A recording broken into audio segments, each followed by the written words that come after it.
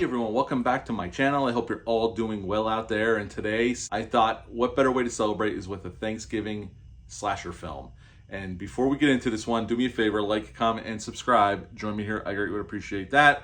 Also, as always, a shameless plug for my TeePublic and my Zazzle store. I'll leave a link for both of those in the description box below. And today we're going back to the 80s, folks. Today we're going to talk about the Thanksgiving Day slasher, Blood Rage, or Nightmare at Shadow Woods, or Slasher. This movie went through several title changes we'll talk about as we go through this. Blood Rage got released in 87. Now, I found two dates for the release. I don't know which one's accurate. One is in March of 87 and one is in May of 87. It's an hour and 22 minutes long. The theatrical cut was R-rated. This is the unrated cut, but it's also an hour and 22 minutes long. So, you know, there's a couple different cuts to this film. We'll talk about that too. This movie was directed by John Grissmer. He came in to direct this film. He'd only directed one other film before this one.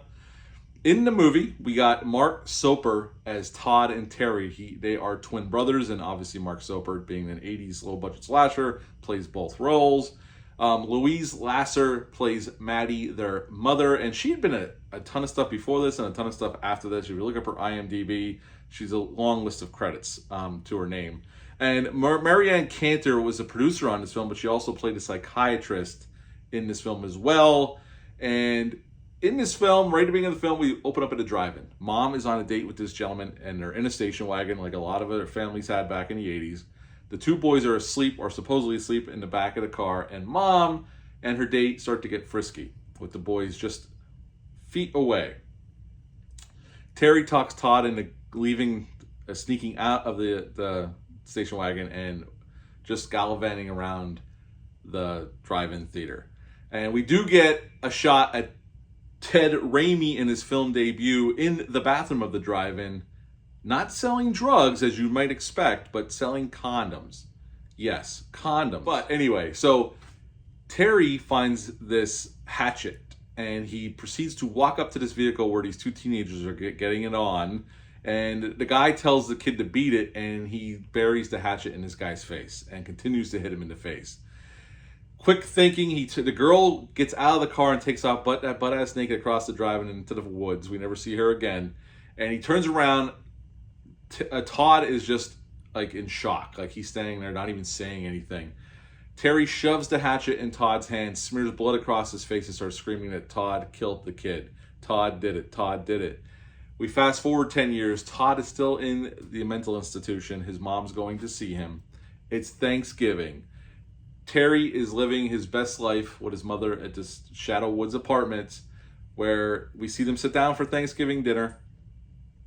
And Terry's mom announces that the apartment complex manager, they're engaged to be married. And they kiss in front of Terry, and Terry's mood shifts. And from there on out, Todd breaks out of the asylum, starts making his way back to his mom's house. Terry is on a rampage, killing people throughout this complex. And at the end of the film, Mom shoots who she thought is Todd, who was the one that is the killer, but it's really Terry who's the one that's killing everybody. Todd's totally innocent. Terry drops in the pool. He's dead. His mom is holding Todd, who she thinks is Terry, and says, "We don't have to worry about it no more. I killed Todd." And Todd's like, "I am Todd, mother. I am Todd." And his mom breaks out in hysterics, offs herself, and that is the end of Blood Rage 1987. So what to like about this film? Well, you know, I've seen this. This is probably the fourth time I've seen this film. I saw it 2.5 years ago at Camp Blood at the Mahoning Drive-In in Lehighton, Pennsylvania. Me and my good friend Dale _from About and Spider podcast went up there for their Camp Blood. They showed Friday the 13th Part 3, they showed this, and they showed Graduation Day. I had never seen this. I know it's been on Joe Bob, but I had never seen this before.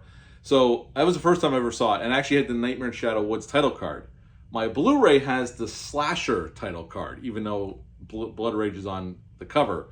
And when I saw it the first time, I had fun with it. I didn't think it was the greatest thing ever, but I thought it was pretty fun. There's some fun performances, especially Mark Soper is really fun here. He's over the top, but in all the best ways. He's really fun here, really fun performance. And I watched it on Tubi. I do believe it's still streaming on Tubi. So if you've never seen it, you can watch it for free on Tubi. And I think it's the Nightmare at Shadow Woods cut or the Slasher cut. I'm not sure. It's been a while since I watched it. And I bought this Blu-ray. This Blue Arrow video has a really nice transfer, and there's some cool special features on here. So the main thing is Mark Soper's performances, Todd and Terry, and he definitely gives two different performances. Todd is this awkward, just very awkward, weird kid, but he's innocent. He didn't do anything. And Terry is definitely this more jovial when he turns into the killer, when he snaps after he sees his mom kiss her new fiance and goes off the deep end and starts killing his friends and everybody throughout this apartment complex. He's jovial. He's cracking, like he's laid back about it. He's just like happy to do it. Like he's definitely insane, but Mark Soper gives a really fun performance here. You got to give him credit. He goes for it and it works for a film like this. So the performances, I mean, Louise Lasser is over the top and she is nutso as the mother. But she's definitely batshit crazy as well. She's definitely off her rocker as well. There's a moment in the film where she's sitting, everybody's out of the apartment, it's just her, and she's sitting there on the floor, the kitchen floor with the refrigerator door wide open, eating leftovers from Thanksgiving dinner. And then there's a part which is hilarious where her fiance goes to his office, and because the doctor shows up and somebody to help, one of the orderlies from the hospital, and they warned him about, Todd is definitely coming here. So they go out searching, and he sits down in his office to have a beer, and Terry shows up, cuts his hand off, and kills him. And well, anyway, she makes her way to his office, and I'm sure it was intentionally funny, I'm guessing. And it takes her, she's standing behind him in hysterics, yelling at him, and he doesn't turn around. Obviously, he's dead. It takes this woman forever to realize he's dead. And it's hilarious when it happens. It's just absolutely, it's gold, Jerry. It's gold. So yeah, the cast is fun. It's gory. They throw the blood around, especially in this cut. Now, supposedly, the Nightmare on Shadow Woods cut is tamer. I didn't get that sense when I saw it at the Mahoning Drive-In. They definitely threw the blood around in that one, so I don't know. But there's supposedly two different cuts with different scenes, for sure. And like I said, mine has the slasher title card. Now, on the downside, is this the greatest movie ever? No, it's not. It's not the best slasher film ever, but it's a lot of fun. So any negatives I have are negated by the fun factor. It's just a breeze to watch too. At an hour and 22 minutes long, this movie just rips. As soon as Terry starts killing people, it's just one after another until the end of the film. And there's a lot of nudity too. So it definitely leans in heavy to those slasher 80s tropes that we all know and love. The score is pure synth. It's great. Pure 80s synth score, and it works for this film for sure. Ed French did the makeup effects. He's a well-known makeup effects artist, and he worked on this film. He was the head makeup effects artist on this film. They did shoot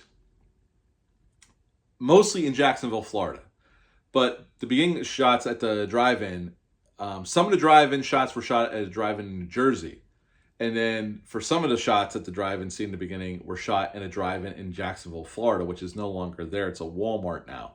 So they shot mostly in Jacksonville. They shot a little bit of the drive-in in Jersey, and then the rest was shot in Jacksonville at two different apartment complexes. And you're at one of the colleges there, I do believe. The producer, Marion Cantor, stepped in to play the doctor role. They actually hired a different actress, but she never showed. So she was kind of forced to play the role. I mean, this was a low-budget film. And the director, John Grissmer, actually quit the film for a short time. Him and Louise Lasser did not get along at all, and he got sick of it, and he quit, and he walked off. But he ended up coming back shortly later because they, in one of the interviews with Marianne Cantor, the producer, she says that the cameraman, who was a really good cameraman, said he could take over the directing job, so they gave it to him. But after like a day, they realized it's not going to work. So she called up John Grissmer, and he came back. So yeah, he did quit for a little bit over differences with Louise Lasser. I guess they just didn't get along on set. Mark Soper, in his interview, seems to look fondly back on this film. He doesn't look down on it. He did other things, but he said he enjoyed his time on this film. So that's really cool to see somebody who doesn't look down on this little low-budget slasher that a lot of people don't really know about. I think it's got some traction since Joe Bob showed it, but originally the movie was called The Complex when it was in production, and then they switched it to Slasher, and then for the theatrical release, Blood Rage, but then they cut it again and they renamed it Nightmare on Shadow Woods. So that's why there's so many titles for this film. that you could find online for this film. So that's why they just kept changing the name. Again, this was the film debut of Ted Raimi. He's only in the film for seconds. Like, you only see him for like maybe 10, 15 seconds. He was 19 at the time. But overall, this is a very fun movie. And actually, my rating is going to go up since the last time I reviewed it. I did review it a couple years ago. I'm re-reviewing it for this Thanksgiving. I would give Blood Rage a 7.5 out of 10. This is a lot of fun. It's not perfect. There's issues there, but you can just sit down and have a blast. This movie moves at a shot. It's a ripper. And you could have a lot of fun with this one. You could do a hell of a lot worse. So 7.5 out of 10 for Blood Rage. Have you ever seen this film? Leave a comment down below. Let me know. Hit the thumbs up. Hit the subscribe button. Share this video. I greatly would appreciate that. I'll be back soon with some more videos. But until next time, bye.